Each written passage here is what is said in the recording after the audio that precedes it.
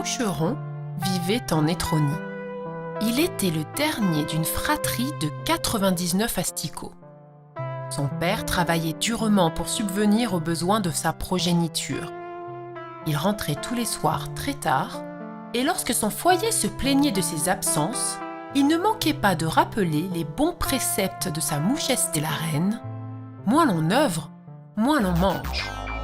Sa mère, débordée, n'avait guère de temps pour son dernier. Déjà, à sa naissance, occupée par sa nuée de marmots, elle avait oublié de lui donner un prénom. C'est d'ailleurs pour cela qu'on appelait Moucheron Moucheron.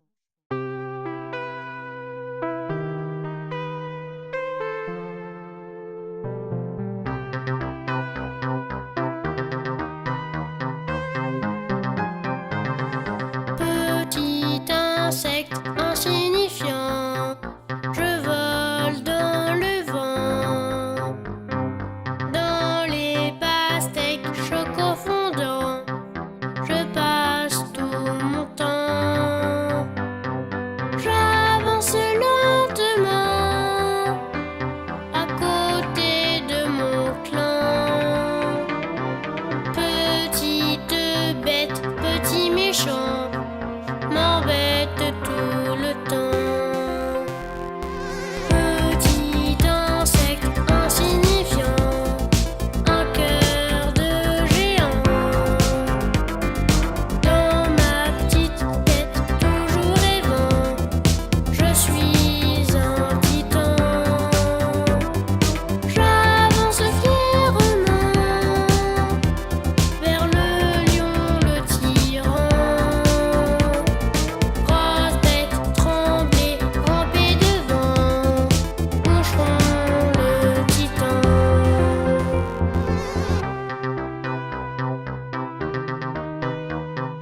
Moucheron le titan. Moucheron, installé au bord du lac Pipi-Caca, observait chaque jour son père faire des va-et-vient. Il le fixait, espérant un signe de sa part. Et c'est par une belle matinée ensoleillée qu'enfin, le travailleur acharné sembla lui prêter attention. Il tourna son regard dans sa direction et se posa sur le sol. Le petit être se précipita tout heureux de pouvoir engager la conversation avec celui qu'il connaissait à peine. Il allait, il virevoltait, il s'approchait. Mais déjà, une foule de diptères en tout genre encerclait le poing paternel. Moucheron père avait rejoint ses aïeux pour un repos éternel bien mérité. Le savant Pou discourait. Nous venons d'assister à un processus, tout ce qu'il y a de plus naturel. Tout être vivant est mortel, le volatile est vivant, donc le volatile est mortel. Glorieuse destinée! Criait l'attroupement avant de repartir en hâte à sa besogne. Quant à notre pauvre insecte, anéanti par cette brutale disparition, il restait immobile sur une feuille qui surplombait la terre de son éclosion. La nuit tomba, le ciel noir sans étoiles semblait en deuil comme lui. Mais il fut contraint de sortir de sa torpeur quand une lueur aux scintillements intermittents vint réanimer son esprit. Intrigué, il s'approcha de son origine. C'était Stella Luciole. Moucheron ne l'avait encore jamais vue, mais il en avait souvent entendu parler. Son rayonnement était le plus étincelant des environs et toutes les bestioles, subjuguées, se sentaient irrémédiablement attirées. Cette nuit-là encore, elle était entourée par des centaines d'admirateurs. Cependant, tout se trouvait au milieu de la toile de Face l'araignée et Moucheron n'avait pas l'autorisation de pénétrer dans ce club. Tout ce petit monde lui semblait impossible à atteindre. Résigné, il allait s'en retourner sur sa feuille quand une voix semblant sortie de nulle part l'arrêta. « Qui es-tu, petit ? Je m'appelle Moucheron. Rejoins-nous. Deviens notre ami. et tu pourras rentrer dans notre communauté. Comment dois-je faire pour être votre ami? Il te suffit de le vouloir. Moucheron n'en revenait pas qu'il soit si facile de se faire des amis à l'extérieur des tronies. Il ferma les yeux et cria très fort. Oui, je le veux! C'est ainsi que Moucheron alla sur la toile, affublé du surnom qu'il s'était choisi pour l'occasion, Titan. Aussitôt, il fut accueilli par des dizaines de nouveaux amis qui l'assaillirent de paroles. Je suis ton ami, tu es mon ami, nous sommes tes amis. Je suis ton ami, tu es mon ami, nous sommes tes amis. Si tu veux être mon ami, je partagerai mon paradis, mes sentiments, mes petits soucis, et aussi ce qu'on mangera ce soir. Je suis ton ami, tu es mon ami, nous sommes tes amis. On a tous quelque chose à se dire. On a tous quelque chose à offrir. Quelque chose à partager.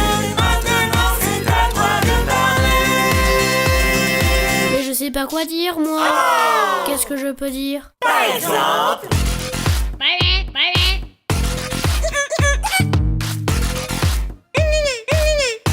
oh j'aime. Cookie the God.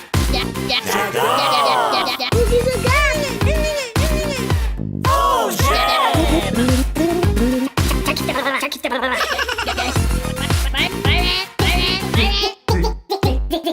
On a tous quelque chose à se dire.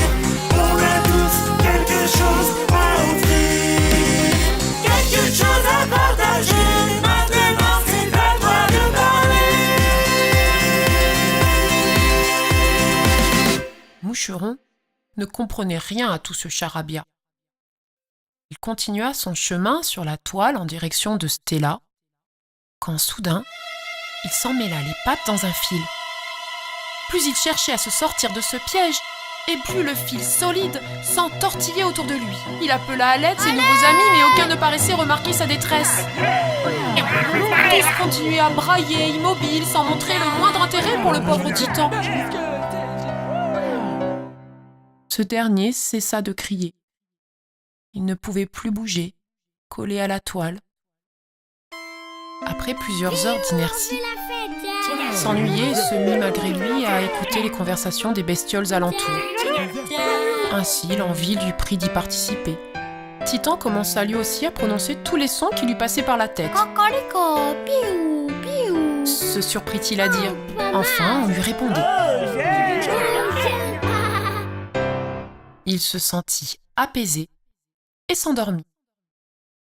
C'est alors qu'il fit un affreux cauchemar. Un de ses amis, Zeus, un puceron, était agrippé par une énorme patte velue et une monstrueuse tête d'araignée apparut. Les yeux rouges de la bête fixaient la proie qui n'avait aucune réaction et qui se laissa avaler intégralement sans prononcer un mot. Alors que Titan allait crier, il se réveilla. Il fut heureux de constater que tout ceci n'était qu'un mauvais rêve et chercha Zeus du regard. Ouf!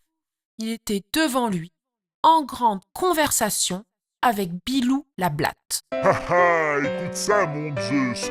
Proverbe, si t'as un cake à becqueter, prends pas la mouche, faut grignoter. Ça c'est sûr, c'est bien toi le meilleur, mon Bilou. Titan eut alors très peur de devenir comme Zeus et tous les autres. Sans aucun doute, la toile était dangereuse. Alors, tandis que ses habitants continuaient à discuter, Titan chercha à redevenir moucheron. Il se concentra très fort et pensa à la fabuleuse odeur de sa contrée, au bon goût de la nourriture émanant de sa terre. Il repensa à l'air qui s'infiltrait dans ses ailes quand il volait. Il repensa à sa liberté passée qui lui manquait tant à présent. Soudain, les liens qui l'emprisonnaient se brisèrent. Son corps se dégagea. C'en était fini de sa captivité. Il aurait voulu approcher la belle Stella pour la délivrer à son tour, mais au centre de la toile, encadrée par les fils de l'araignée, encerclée par les bestioles qui lui adressaient des bruits étranges, elle lui sembla inaccessible. Seul sur la toile, je bats des ailes. La foule m'acclame et m'appelle. Comme une étoile, suis seule comme le soleil.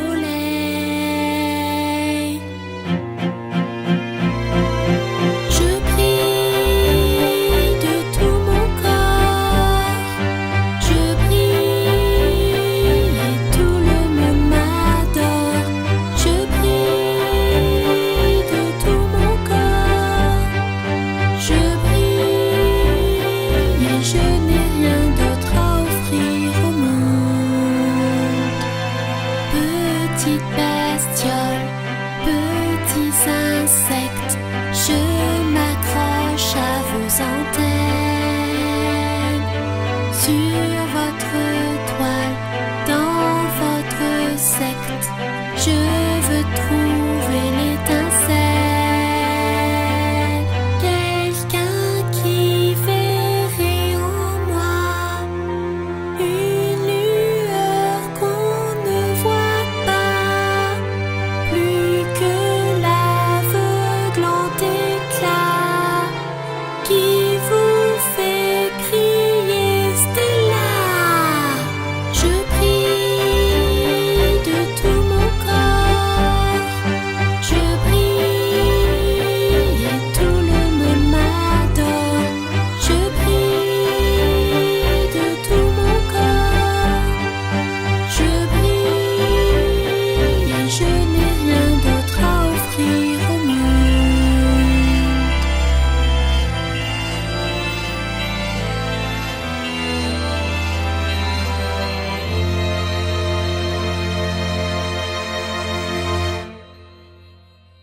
Moucheron se contenta de regarder encore quelques instants cette belle image lumineuse et quitta la toile, déçu par l'amitié. Seul, à nouveau, Moucheron savait désormais apprécier la multitude des éléments qui l'entouraient. Il survolait l'herbe grasse et grouillante de vie qui entourait Etrony. Il dansait dans le ciel, virevoltait au gré du vent. Il profitait du pouvoir que lui donnaient ses ailes et qu'il avait cru perdu à jamais. Une douce senteur familière vint brusquement lui rappeler qu'il ne s'était pas sustenté depuis la veille. L'affamé se posa sur une montagne de nourriture. Il n'avait jamais vu autant de victuailles rassemblées. Fruits, légumes, viande, poissons, sauces diverses, il n'en croyait pas ses yeux. Il plongea dans ses délices et commença son festin. Il mangeait, mangeait, mangeait, jusqu'à ne plus rien pouvoir avaler. Il se posa alors sur la croûte d'un quartier de camembert moelleux pour une sieste. Ce fut un violent bruit métallique qui l'extirpa brutalement de son sommeil. Une fois caché derrière le flanc ouest du fromage, il put observer tranquillement l'étrange scène. Ya! Une grosse mouche s'acharnait contre une boîte de conserve, ou plutôt une boîte de conserve semblait s'acharner contre une mouche avec son consentement. Moucheron n'y comprenait rien et décida de mettre un terme au calvaire du pauvre fou en l'interrompant dans son entreprise de démolition. Il commença... Je suis Moucheron. Et toi, qui es-tu? Que fais-tu? Mouchaka, mouchaka, je m'appelle Mouchaka. Mouchaka, mouchaka, je m'appelle Mouchaka. Mouchaka, mouchaka, je m'appelle Mouchaka. Mouchaka, mouchaka, je m'appelle Mouchaka. Mouchaka, je suis Mouchaka.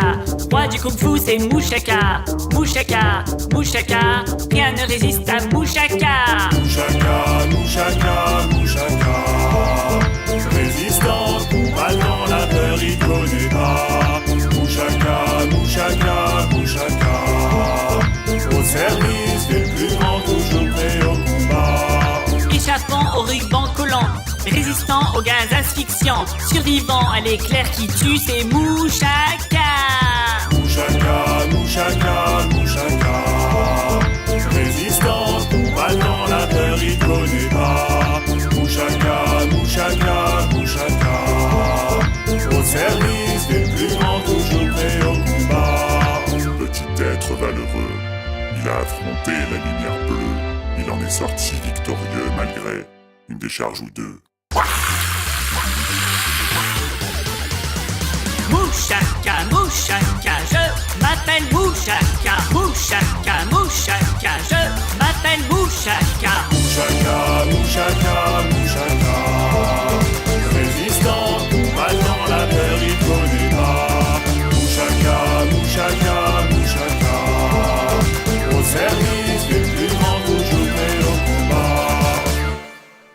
bouche bée gardait ses yeux ronds fixés sur ce drôle de personnage.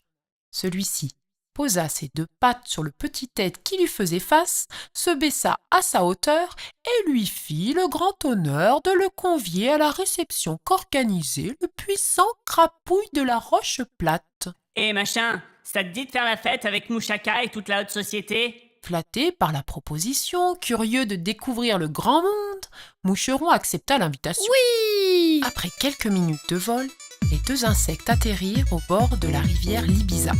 Ils n'étaient pas seuls. Des centaines de convives attendaient pour obtenir le droit d'entrée sur le grand nénuphar. Rien ne faisait peur à Mouchaka, qui se fraya un passage dans la foule suivi de Moucheron et qui se trouva aussitôt devant un terrifiant lézard. Mouchaka, Mouchaka, je m'appelle Mouchaka. Ouais, je t'ai déjà vu traîner par là, tu peux rentrer. Moucheron perçut le sourire sournois du reptile. Il n'était pas rassuré. Le minuscule insecte allait faire part de son inquiétude à son protecteur, mais déjà, le roi du kung-fu s'était transformé en roi du dance floor et se trouvait au centre du nénuphar pour entamer une danse endiablée sur le son de la chenille King Arthur. La musique tonnait dans le petit corps de Moucheron. Enivré par ce nouveau son, il avait fermé les yeux et s'était laissé emporter sur le rythme du DJ. Avec les autres petits insectes qui dansaient sur la piste, il avait l'impression de former un groupe uni. Ils étaient tous transcendés, presque inconscients, et se balançaient machinalement. Leurs êtres entiers vibraient à la même cadence, et ils se sentaient en communion. Moucheron esquissait un sourire de bien-être.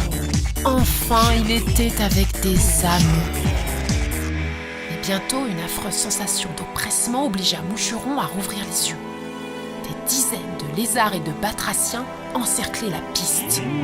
Une énorme araignée sortie de nulle part commençait à tisser sa toile au-dessus du groupe de danseurs.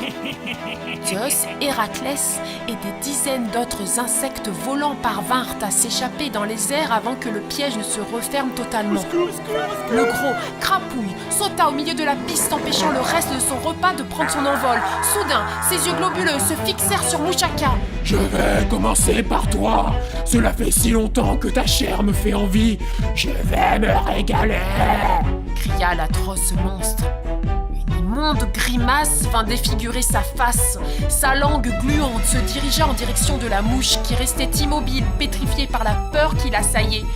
Plusieurs bestioles profitèrent de la diversion pour s'échapper, mais Moucheron ne put se résoudre à fuir en abandonnant le fier guerrier. Sans réfléchir, il se précipita contre son héros qui fut projeté au-dessus des assaillants, en dehors du nénuphar. Crapouille, fou de rage, allait gober le minuscule insecte au lieu de la mouche grasse quand tout à coup, une lumière éblouissante se posa sur la toile.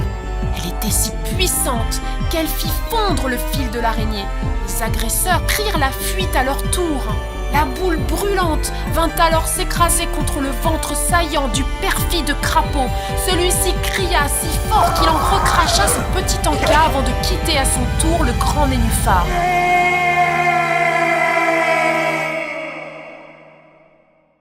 Plus un bruit sur la plateforme. Moucheron gisait sur le sol. Il peinait à retrouver ses esprits. Quand il parvint à rouvrir les yeux, il aperçut non loin de lui ce qui lui avait sauvé la vie. Il fixait avec difficulté l'être devenu terne, étendu à terre et immobile. Bientôt, il distingua mieux.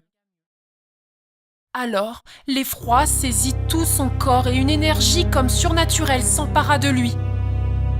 Moucheron rugit. Stella! Déjà, il était à ses côtés. Luciole ne brillait plus. Sa respiration était à peine perceptible. Moucheron pleurait sans comprendre le geste de la belle. Il criait son désarroi. « Glorieuse destinée !» s'exclama une voix bien connue de Moucheron. C'est la loi de la nature. Qui a vécu doit mourir. Et comme le disait le très sage... Savant Pou ne put terminer son discours car Mouchaka, remis de ses émotions, assomma le bavard d'un coup de patte bien placé. Moucheron, lui, n'avait pas quitté des yeux son héroïne. Mais les paroles vides du pouls avaient résonné en lui et créé un violent souffle brûlant qui pénétra tout son être, gonfla son cœur et explosa en direction du corps inanimé. Moucheron ne bougeait pas. Mouchaka, compatissant, l'observait sans dire un mot.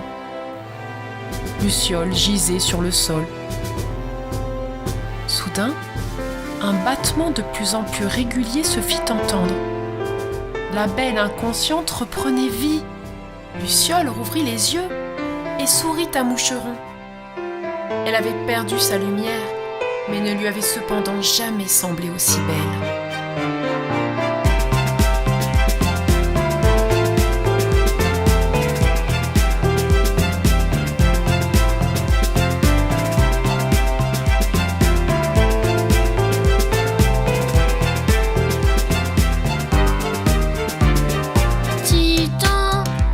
Qui sommeille en moi, doucement se réveille.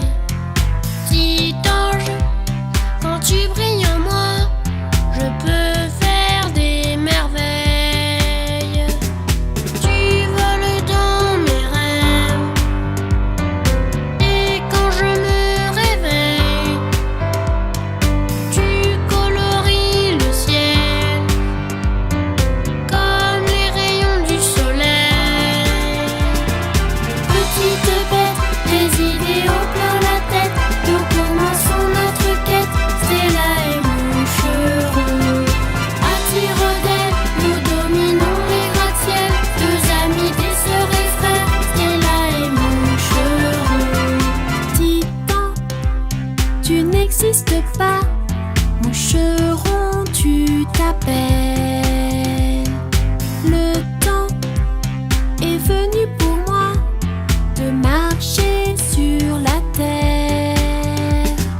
Tu m'as montré le ciel sous une autre lumière. Dans mon cœur en éveil, je sens enfin l'étincelle. Petite bête, des idées au plein la tête. Nous commençons notre quête. Stella et Moucheron. À tire-d'aile, nous dominons les gratte-ciel. Deux amis, des sœurs et frères. Stella et Moucheron. Moucheron, Stella et Mouchaka ne parlaient pas. Pas un bruit sur la plateforme. Ils avaient compris. Ils quittèrent le grand nénuphar ensemble. Ils savaient qu'ils ne se sentiraient plus jamais seuls.